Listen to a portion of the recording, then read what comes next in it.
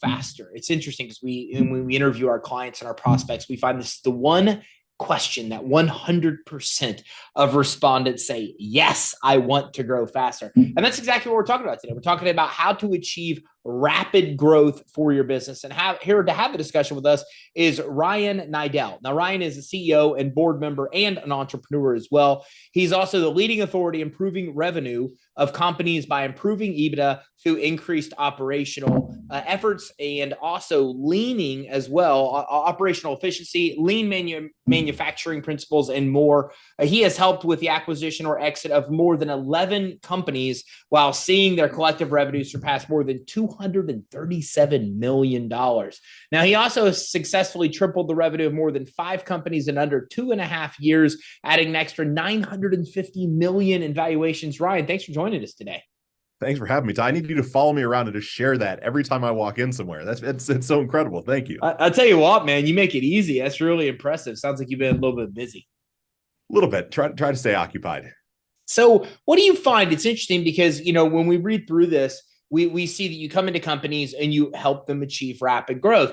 So what's interesting is that, being in a company, I think we're too close to it. You come in and see it from an outside perspective. What do you see that are some of the low-hanging fruit things that you're doing in companies to help them achieve rapid growth that they're just not doing or haven't thought of when you come in? Yeah, absolutely, Ty. So it's addition by subtraction in almost every situation where you're hitting the nail on the head. I call it an accidental entrepreneur, a founder, someone that's grown, had product market fit or market message match.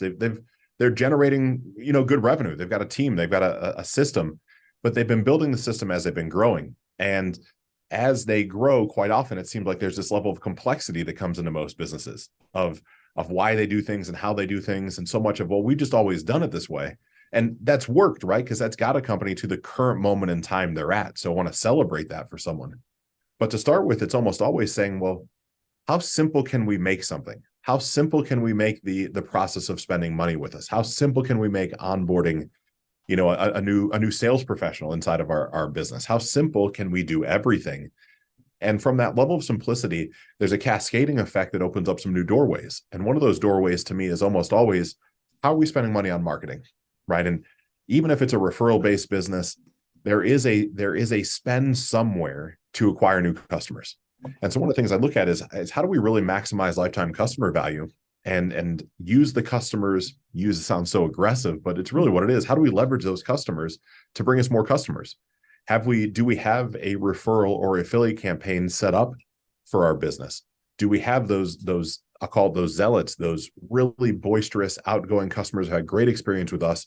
Are we able to ask them where they're hanging out? Can they introduce us to more people? Then can we reward them for that? Where those things are, I haven't found a business yet that hasn't been able to pick up, an extra 8-10% revenue by simply doing something as simple as that. Just saying, hey, look, the Pareto principle, is Pareto distribution almost always runs in the background, that 80-20 rule. 80% of your revenues come from your top 20 clients. And those 20 clients, 20% of clients are probably happy to share other clients with you, especially if they're incentivized, right? The incentivization doesn't have to be here's a discount in how you're buying our products. It can be corporate trips. It can be experiences. It can be things that actually show that you're bonded to those customers versus just, oh, here's a 3% discount on your next order. That works, but I think you can really dive a lot deeper than that. So I think in total, I saw you had like 140 ways to increase profit in a company. Give me an idea of some of those methodologies that you use to increase profits. Like when you first come in and look at a venture, or take over a venture, get ownership of a venture, like what's the framework of some of the things that you're doing right away, low hanging fruit, to be able to help them, of these 148 tactics to be able to help improve revenue? Absolutely. So one of the things I'm doing is simply asking questions to start with, right? It's the unsexy answer. It's walking in and being laughingly the dumbest guy in the room, right? Who are the executive staff? How are they communicating with each other? What are the processes that the company has, if processes at all?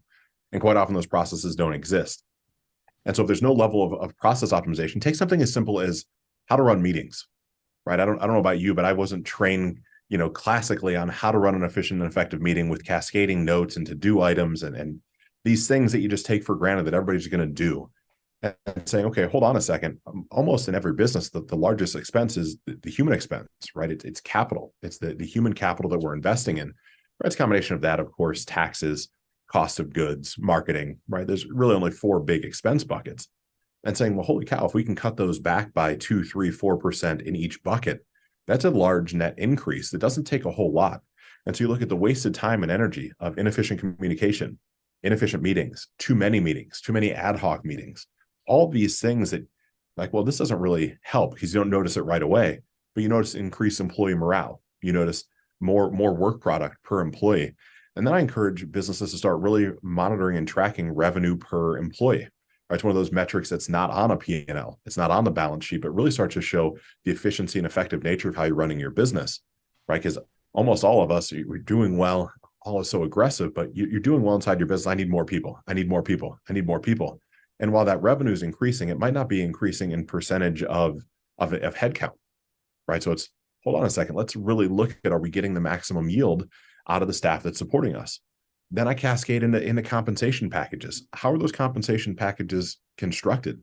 Have we used an external platform like the Economic Research Institute? I'm not an affiliate. I don't own it. I don't get something for it. But what the Economic Research Institute does is it compiles data from a region. If you know your, CIS code, or you know the type of business or industry you're in, you know the revenue you've been, you know the revenue you're growing to in your headcount, it starts to show you this metrics of what compensation would be to replace somebody in a comparable role with maybe more experience. There's a chance you're overcompensating people or undercompensating people, and they're looking for new jobs. So they're half in, they're half out. That's almost always another low-hanging fruit item. And then are you attaching them to the desired outcomes of their positions, right? Is there some sort of bonus structure for those A-type personalities that want to earn more, want to grow more, right? And if their growth is tied to an enhanced amount of compensation for them, it's just a mathematic ratio to make sure that the growth, your net margin is increasing by the growth they're bringing to the table. And to me, that's not just sales professionals. That's the entire organization as a whole. And then to me, I typically cascade into more the entity structure and how taxes are filed and how all those things are really dialed in. By no means am I claiming to be a tax professional. You should consult with, the specialists that you have on your team. But you look at, and most, I'll say, accidental entrepreneurs, I refer to them, they filed an LLC and they're just letting it rip, right? Well, that's great on one side. It's good to have that differentiation between, personal and business, but it's still just a pass-through entity, and you're still subject to the largest tax exposure really possible. And so to say, gosh, where do I want to take the business? Are there more efficient ways to structure taxes? How am I doing things legally, ethically, for write-offs and things of that nature? Or if you can take that effective tax rate from 47, 48, 49% on that LLC between federal and state, and imagine just the pickup if you can push that down to 35%, right? Just 35%, you're picking up 14% net income immediately that you can plow back into these other metrics that provide this snowballing effect of better staffing, better bonus structure, stronger marketing materials. It's a really, really simple way to grow. It's almost laughable, right? The 140 or 150 ways I've come up with, they're all simple, right? I think so much, I used to look at this like, where's the newest shiny object? Where's this new magical, like, can I make more money with Chat GPT? Sure, maybe you can, but maybe it's more of just a level of simplifying things across the board, of just getting things down to the base level and then figuring out how to become more efficient or more effective versus chasing the newest shiny thing. I can't even imagine how you tackle some of this stuff because, as we've grown, 8 figures and continue our drive to 9, we build systems. We've really big on systems, really big on processes, but they only last us so long. It's almost hard to build them for that next stage, then the break, and then you go back and you kind of build them up. And then it's a long process. Like it just is. Like your sales team manager doesn't work. You bring a new person in because they kind of the sales team outgrew the volume, outgrew what the manager was capable of. And then you got to restructure everything. And it's like a year. It's like every single freaking time, man. It's like it takes months or a year to do that. So how do you do this at scale? I mean, you're coming in and looking at companies that don't even have systems. Like I'm like, geez, man, it takes us this much time to revamp a system. Like you might have to build the entire systems. I couldn't even fathom how big of a task that would be to revamp or build or visit even every system and start making changes. So like what's your system of doing this in a systematic way? Because it has to be overwhelming. 148 points. One of those I would think you could spend weeks on, for example. Yeah, absolutely can. And really, Ty, what I love that you're referencing in my mindset is business comes down to three variables, right? People, processes, and technology. And what I found is you hire some really good people for the season of business you're in now. They've got a great, we'll just go through the normal life cycle to me. You come up with a good idea for business, you look around for friends and family, you see who can support it, you see what you might be able to afford, and you bring whoever you can to the table. And they might not have a very strong directional skill set, but they support your mission. And by that, you start building processes around the team that you have that supports you. And eventually those processes can't carry any more water, right? They're maxed out. And you say, gosh, I need more yield. I'm not ready for more people. So you start leaning into tech, right? You might start using something as simple as a project management software, right? Asana, Trello. You might use Slack. You might start to bolster up a couple pieces and parts. And then no sooner does that get built, then you say, okay, I'm not growing at the same scale. My sales manager can't quite manage, right? He was put there, he or she, and they've done a great job, but I need to find someone that's been further down the road. And so that next series of people, right, typically have a pretty directional level of acuity, right? They've been further down the road than we're traveling this moment in time. Then they come in and say, man, these processes that you have, they're inefficient, they're ineffective. Let me show you a different way to do this. And then as those processes get built out, now there's a new level of technology to support that. And what I found is those go through, depending on industry, right? It's somewhere between, $1 million and 10 million is kind of that first tranche that I'm familiar with. Then that 10 to 25 or 30 up to 100, and then 100 north. So there's almost 4 cycles that you end up going through. And so what I find to start with is it's always the communication to start with. It's how do we get the most out of the people who are supporting us? So when I come in and you talk about the profit multipliers, whatever we want to call them, it's really something as simple as the EOS model. And I don't think EOS is the end all to be all. The entrepreneurial operating system created by Gino Wickman. I'm not saying that it's the best for every company, but at least to start with, there's a meeting cadence. There's an understanding of where we're going. There's a clear mission, vision, and values that's supported throughout the company. Use that as the hiring and firing, litmus test as you go forward. And it takes time, of course, to get people familiar with that, because these businesses that I get the privilege of coming into, they're established, right? These aren't startups. That's not my world. These are companies that are 4, 5, 6, 10 years old that have their own way of doing business. They've just hit that arbitrary glass ceiling. And so it comes in and says, look, just how are we communicating? And then how are we supporting that communication? And then are we using, really to me, a Scrum methodology for project management versus more of a linear progression, and saying, look, so many times we wait for the next thing to be done, where simultaneously we can have 4 departments of the business working on their own initiatives that then converge and diverge. And those things collectively, that takes time, Ty. I think that's one of the things that I've learned in the past 8 or 9 years of doing this is, in my mind, these things, I snap my fingers and they happen in 3 weeks because, right, I'm an entrepreneur and everything should take far less time than it really takes. But the real nature of things are, by the time I'm getting a little tired of saying the same thing over and over again, is probably about the time that people are starting to understand what I actually mean. And so that looks like 90-day sprints. That looks like we can call it the 12-week year, where it's okay, if I can just get this thing to work in the next 90 days and I can test and monitor the progression, I can then create that referential index point to share with the collective team as a whole. We started here. It's been 12 weeks. Now we're here. How does it feel? What has changed? And over a couple of seasons of those 12-week sprints, to me, I start to earn a level of trust with people, right? Which I think is paramount for all of this. I get to come in as a consultant or, an equity holder or buy a business in totality. And it's nerve-wracking for someone that's on the other side of the conversation. It's like, who is this guy? What's he going to do? Am I going to lose my job? There's all these things. And so it's allaying people's fears simultaneously through earning trust, right? Having those candor-based conversations, being able to take people and meet people where they're at is important to me as well, right? It's great that, I get the privilege of being in companies where I've got, people with Ivy League MBAs, which I most certainly don't have. And I've got individuals that, might have a GED, and they're both vital components of the success of a business. Do I have the level of care and compassion to just understand where they're at, where they've been, and where they want to go?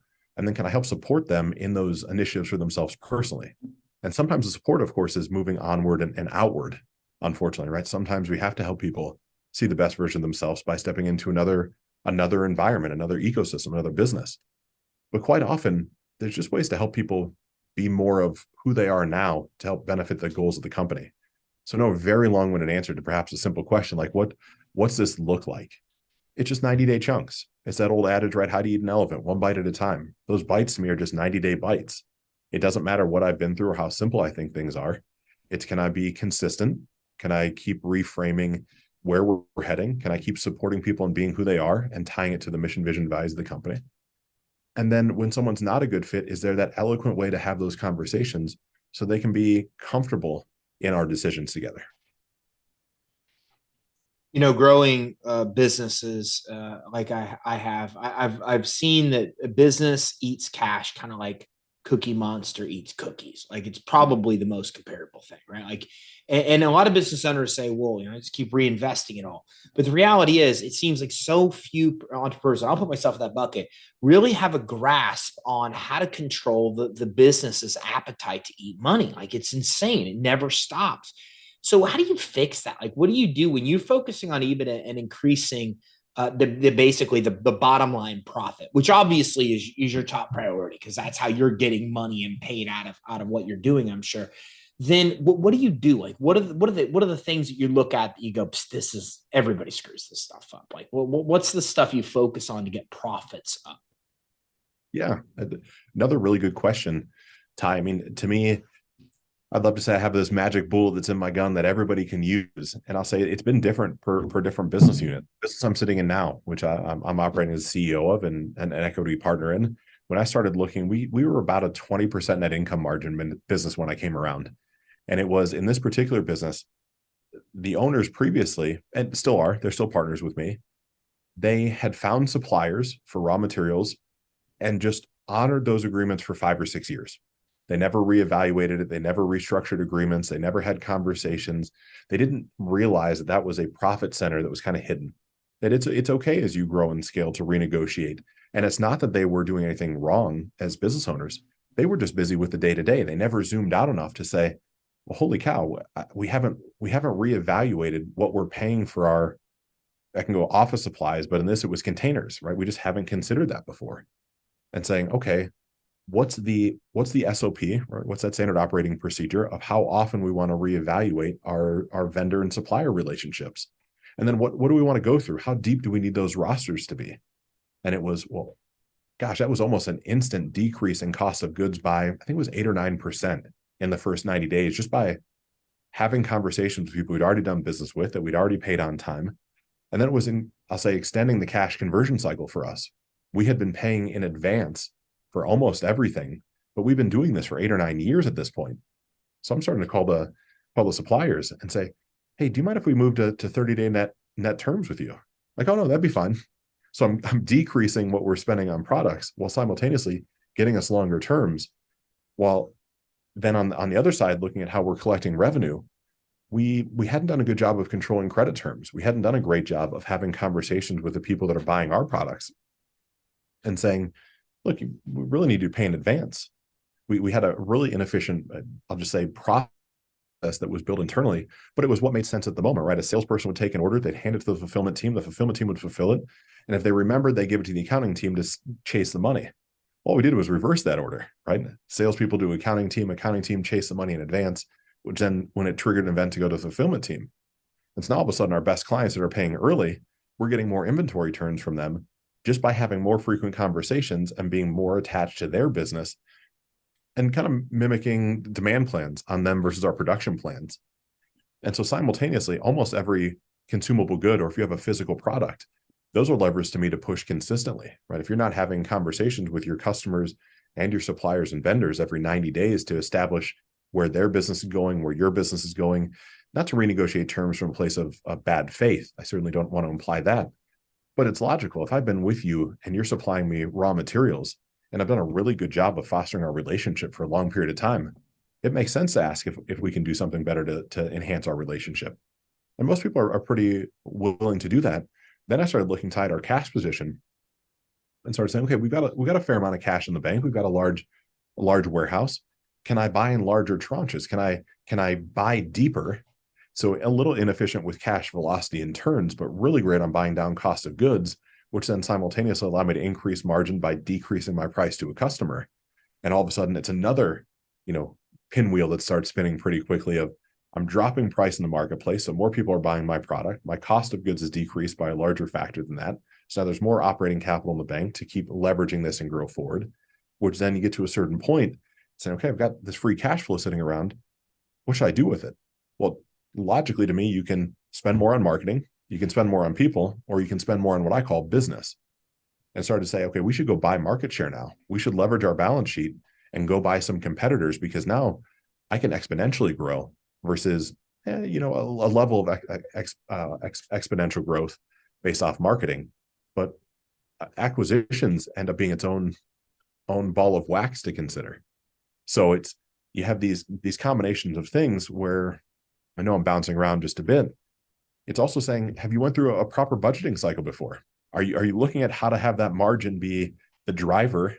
Have you normalized compensation, especially as a founder, right? To me, the most efficient businesses are built in a way that they're a sellable asset at all times. It doesn't mean your business is for sale, but do you have documented processes? Do you have documented procedures? Do you have people in place that are willing to share their tribal knowledge consistently?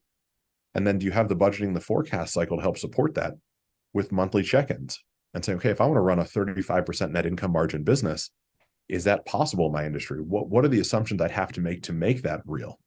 Because I think as a CEO, typically a founder to me ends up, sliding that CEO role.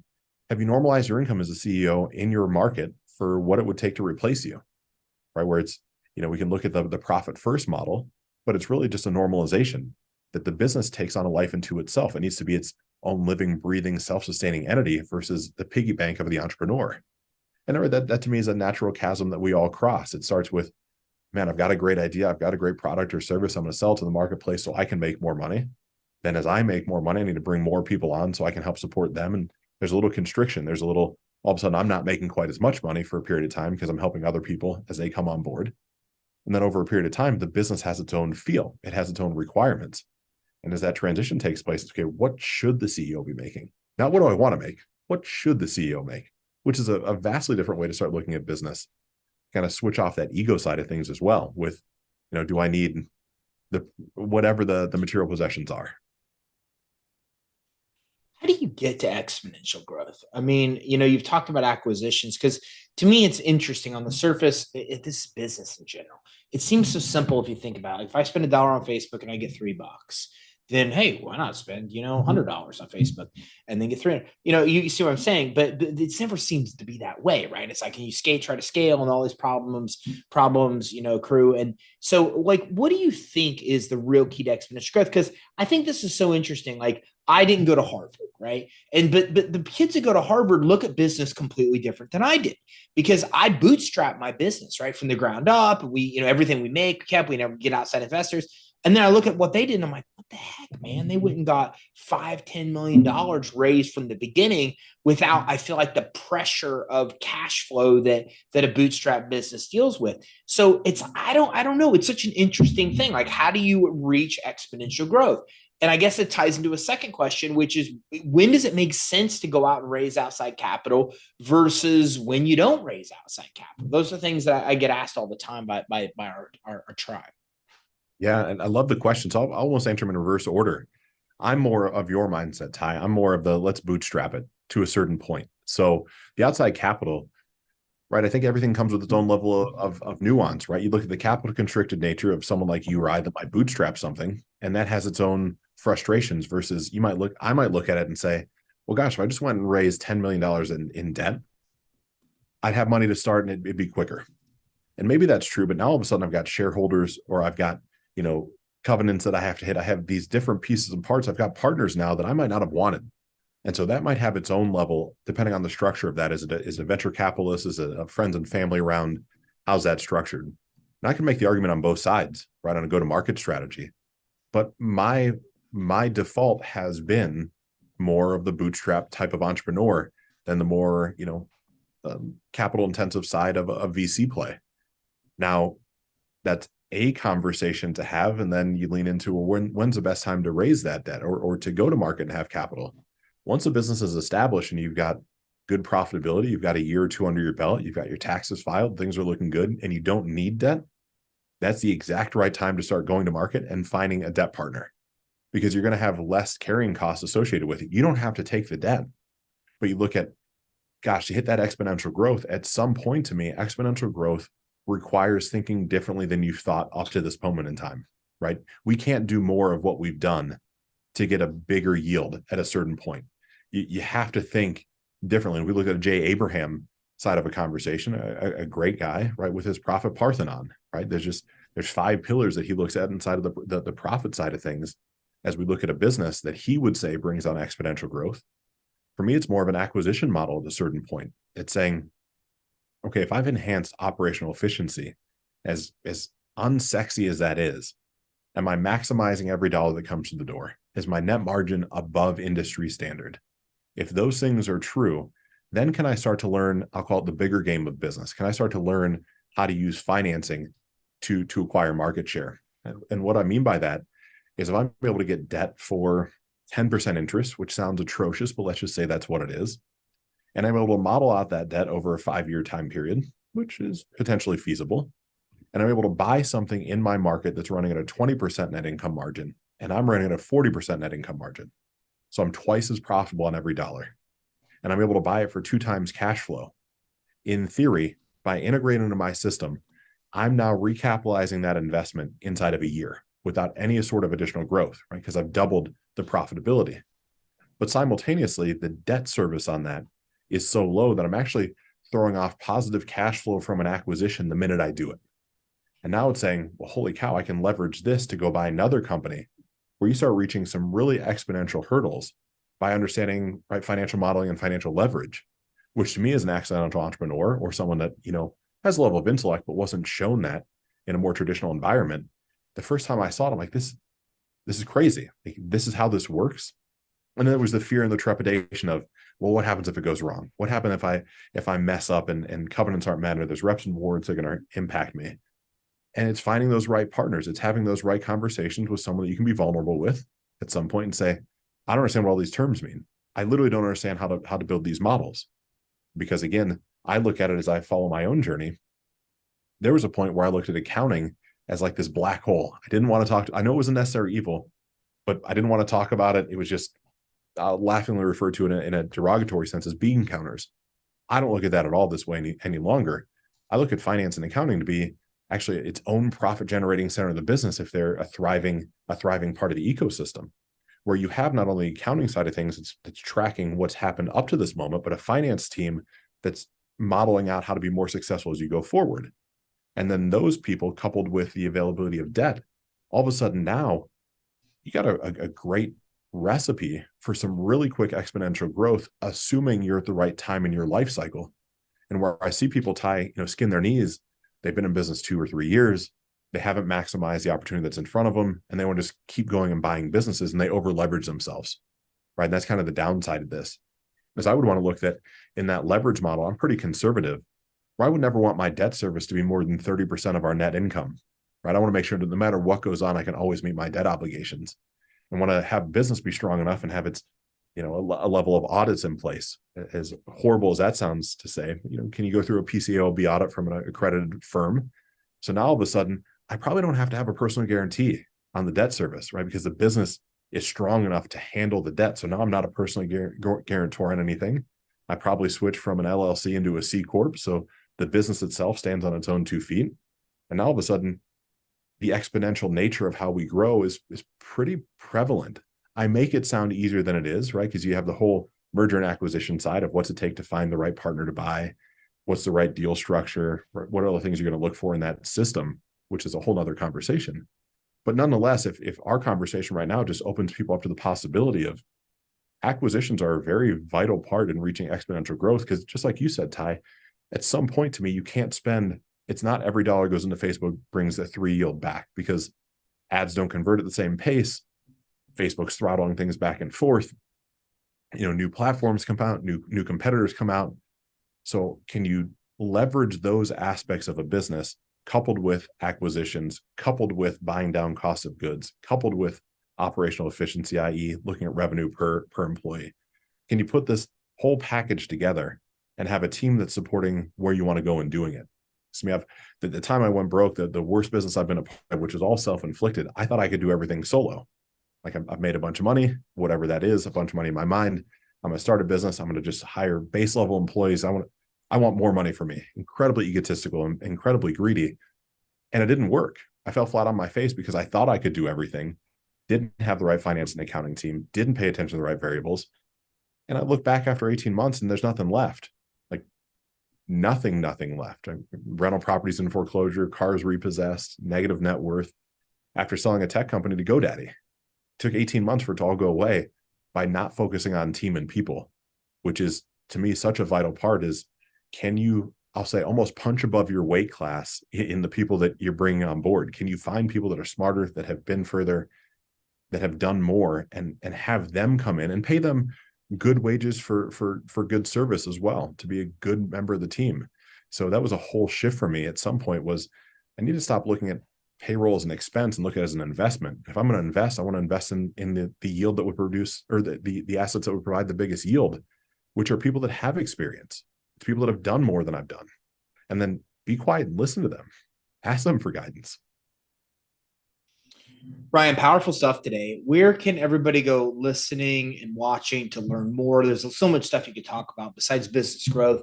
You talk a lot about acquiring companies, about investing into companies, and there's a lot you can do to do both, whether it be acquisition or investing in companies that are watching this right now, and help them grow and the owners get benefit from that. Where can everybody go to learn more? Yeah, thanks, Ty. So just RyanNiddel.com, RyanNiddel.com, or any social platform is just Ryan Niddel, Instagram, Facebook, LinkedIn, Twitter, kind of everywhere. And don't have something that I'm selling on those. Just follow along for the journey. Email, you can correspond with me back and forth. I actually monitor and track it all myself. So anything that's on there you have a question about, feel free to ask. Perfect. Thanks for tuning in, or thanks for coming, Ryan. I appreciate it. Yeah, thanks for having me, Ty. All right, so listen, if you're listening, watching this, this is the key to success. It's not as even about rapid growth. It's about doing it in a way where it's profitable, right? We all got in business to be able to grow businesses we're proud of, that give us financial freedom, that give us the ability to spend time with our family and do the things that we want to do. But unfortunately, a lot of us become slaves to the business because we're not focusing on just some of the principles. And think about it. Ryan talks about 148 of these principles to increase profit. We maybe talked about less than 5 today. I mean, to give you an idea of how little we scratch the surface of what he has that he could go over. So make sure you go to RyanNiddel.com. That's Ryan, Niddel.com. And if you go to RyanNiddel.com, you're going to find a ton of access to information and resources that can help you both grow faster and create a profitable business. And it's worth talking to Ryan as well, because they are big in acquisitions. So they might be able to help you there. They might even be able to acquire your business. They might be interested in investing in your business. There's so many opportunities that him and his team have to be able to help you. And you can get them all, including his social links, at RyanNiddel.com. So make sure you check out RyanNiddel.com. Thank you very much for tuning in.